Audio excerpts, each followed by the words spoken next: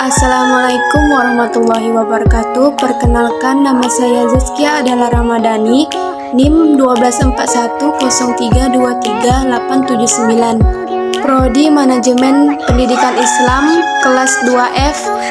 Di sini saya ingin memenuhi mata kuliah Manajemen Satuan Pendidikan. Selanjutnya kita masuk pada kata pengantar, yang mana sekolah merupakan sistem sosial terbuka yang kompleks, memiliki 5 unsur utama yang saling berinteraksi. Studi sistematis tentang administrasi pendidikan membantu memahami sistem ini. Fokus utama pada bagaimana sekolah berfungsi sebagai sistem sosial yang dinamis. Selanjutnya masuk pada bagian pembahasan. Yang pertama ada definisi teori.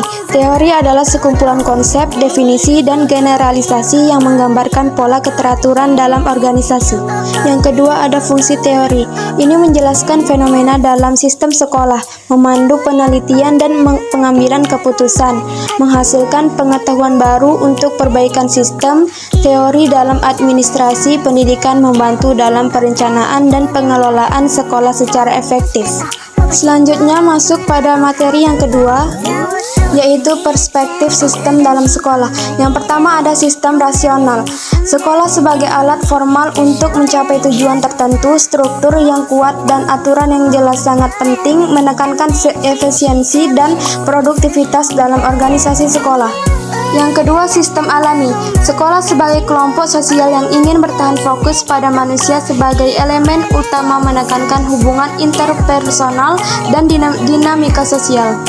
Yang ketiga, sistem terbuka. Ini menggabungkan unsur rasional dan alami, memperhitungkan interaksi dengan lingkungan eksternal, mengadaptasi kebijakan dan praktik sekolah berdasarkan tantangan eksternal.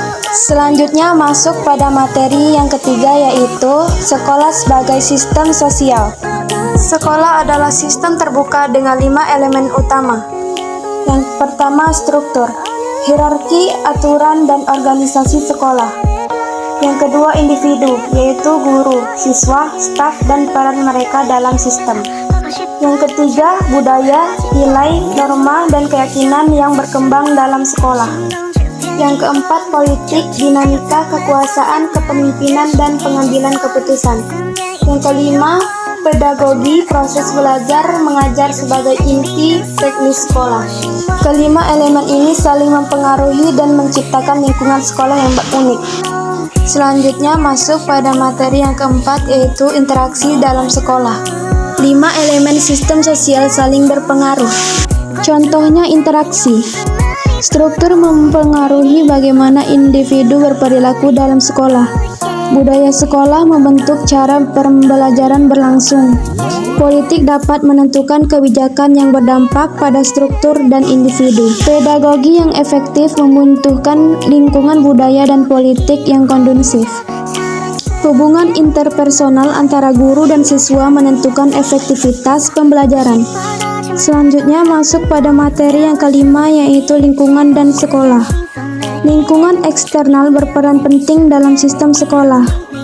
Faktor eksternalnya adalah yang pertama, kebijakan pendidikan dan regulasi pemerintah. Kedua, harapan masyarakat terhadap sekolah. 3, sumber daya yang tersedia bagi sekolah. 4, teknologi dan perkembangan dalam dunia pendidikan. 5, sekolah memiliki loop umpan balik internal dan eksternal untuk menyesuaikan diri dengan perubahan. Dan yang keenam, adaptasi terhadap lingkungan penting untuk efektivitas dalam jangka panjang. Selanjutnya masuk pada materi yang keenam, yaitu postulat keselarasan. Makin tinggi keselarasan antar unsur sistem, makin efektif sekolah dalam mencapai tujuannya. Keselarasan bisa membantu, yang pertama, meningkatkan efisiensi pengajaran dan pengajaran. Yang kedua, memastikan kebijakan dan praktik sekolah selaras dengan tujuan pendidikan. 3, menciptakan lingkungan belajar yang harmonis dan produktif. Dan yang keempat, ketidakseimbangan antara elemen dapat menyebabkan konflik internal dan dapat menurunkan efektivitas.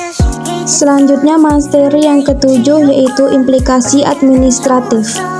Ini memahami sekolah sebagai sistem sosial, membantu administrator dalam yang pertama mengelola hubungan antar elemen dan sekolah.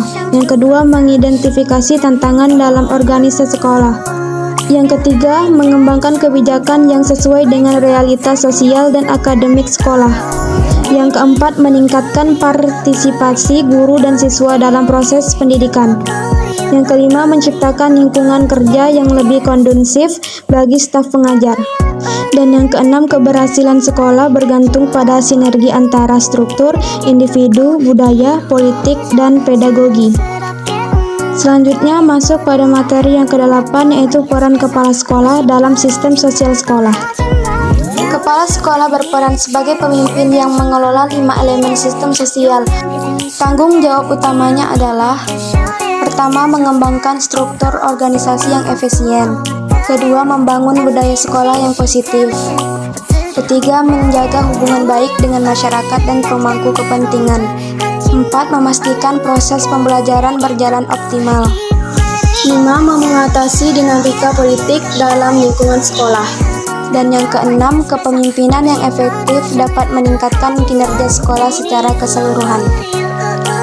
Yang terakhir adalah kesimpulan. Kesimpulannya adalah, sekolah bukan hanya tempat belajar tetapi juga sistem sosial kompleks.